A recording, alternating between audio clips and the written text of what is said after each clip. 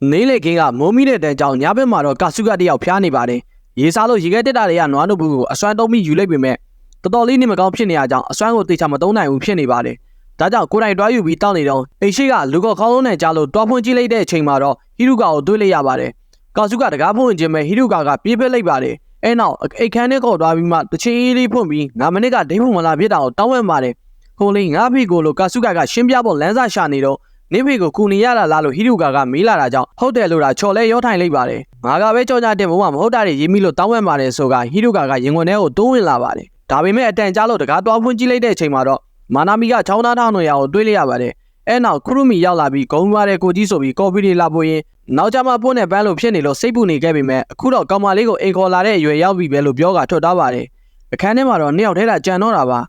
ဒါနဲ့လေဆန်ပိုင်းမနေ့ကကြောင်းစင်းဒိတ်ကြမလားလို့ဟီရုကာမေးလာပါတယ်ကော်ဖီတောင်ရင်ကာစုကတယောက်အတွေးမျိုးစုံခေါင်းထဲဝင်နေပေမဲ့နောက်ဆုံးတော့လည်းဘာမှလည်းမဖြစ်သွားပါဘူးမနေ့ပိုင်းမှာတော့ဟီရုကာတယောက်ကာစုကကိုနှုတ်ဆက်ပြီးပြန်သွားခဲ့ပါတယ်ကာစုမီကပြောတာလေမင်းညကအိမ်မက်ထဲမှာသူကြီးစားနဲ့အတူတူအိမ်ရထဲမှာလို့အိမ်မက်မက်တယ်လို့ပြောနေရလို့ဘေးနာကပြောတာကြောင့်အားကြမကန်တဲ့ခရုမီကလည်းငါတို့ကိုကြီးဆိုရင်မနေ့ကခန်းထဲမှာမိကလေးတယောက်နဲ့အတူတူအိမ်ရပေါ်မှာရှိခဲ့တာလို့အထုပ်တွေဖြေချနေပါတယ်တကယ်ပါပဲခရုမီကတော့လိန်နေတာလားလို့ပြန်မေးတာကြောင့်တကယ်ပါနော်ဘေးကန်ကဟီရုကာနဲ့လို့ဖောက်တဲ့ချလိုက်ပါပြီကျောင်းထဲမှာတော့ကာစုကနဲ့ဟီရုကာရဲ့ကောလာဟာလာတွေကပြန့်နေပေမဲ့ကာစုကတော့ဘာမှမသိပါဘူးနေ့လယ်ပိုင်းမှာတော့ကိုမဆူရောက်လာပြီးအရမ်းမိုက်တာပဲကွာကာစုကငါတို့ကတကယ်ချင်းရင်းကြီးတွေမဟုတ်ဘူးလားကွာဒီလိုကိစ္စဆိုတာငါတို့အရင်ပြောပြတင်တယ်လို့ပြောနေပါတယ်ဒီလိုကိစ္စဆိုတာဘယ်လိုကိစ္စလဲလို့ပြန်မေးနေရကြောင်းဒီကောင်မတိကျအောင်စောင့်နေတယ်အေးနန်းနာဘီဖွတ်တတ်တာစီဟိုဟာတီယာလောက်တာဒီကိုဝင်ရတာမေပထမနှစ်ကဟီရုကာနဲ့စီလောက်ခဲ့တာဆိုလို့ပြန်မေးလာပါတယ်အယူကောင်တကယ်ပဲဘာတွေပြောနေရလဲမင်းနဲ့ဟီရုကာရဲ့အိယာတွေကတညတာကိုကျောင်းကလူတိုင်းကပြောနေကြတာနော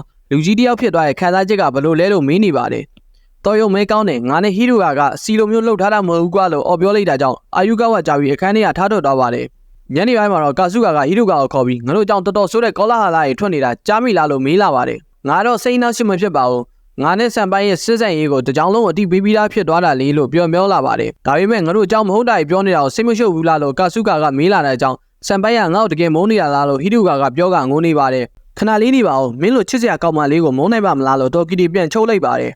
ဟီရုကာကအပြော်လွန်ပြီးဖိလိုက်တာကြောင့်နှစ်ယောက်သားထက်လျက်ကြပြီးနှစ်ယောက်လုံးကိုတခန်းလုံးကဝိုင်းချောင်းနေတာကိုတွေးလိုက်ရပါတယ်အဲနောက်ကာစုကတယောက်အဖျားရှင်ကြောင့်ကြောင်စိတ်ကန်းကိုရောက်လာပါတယ်အိမ်ဝက်ထဲမှာတော့အာယူကာဝါကိုဟီရုကာနဲ့စီမလုပ်ခဲ့တဲ့အကြောင်းကိုလိုက်ရှင်းပြပြီးဖိလိုက်ပါတယ်အပြင်မှာပါအိမ်မက်ရောက်ပြီးဘေးနားမှာရှိတဲ့ဟီရုကာကိုဖဲမိနေတော့တိုက်ဆိုင်စေးကန်းကိုလူနာလာမေးတဲ့အာယူကာဝါအတွေ့တော့ပါတယ်ခရုမီဖွာထားတဲ့ကာစုကရဲ့ကောလာဟာလာတွေကိုမာနာမီကကူပြီးရှင်းပြနေရပါတယ်ခရုမီရဲ့ကိုကြီးကအဲ့လိုမကောင်းတဲ့ကိစ္စမျိုးကိုလုံးစရာအကြောင်းမှမရှိရနော်လို့ဖတီကပြောပြီးအမွာနှစ်ယောက်ကိုဝင်ကြောင်းနေပါတယ်အိမ်ပြန်ရောက်မှာတော့ဖျားနေတဲ့ကာစုကကိုအမွာနှစ်ယောက်ကကျင်းဥစာကေလာတိုက်နေပြီးမတောက်ချင်ဘူးလို့ညင်းနေရကြောင်းအစွမ်းတုံးကတိုက်လိုက်ပါတယ်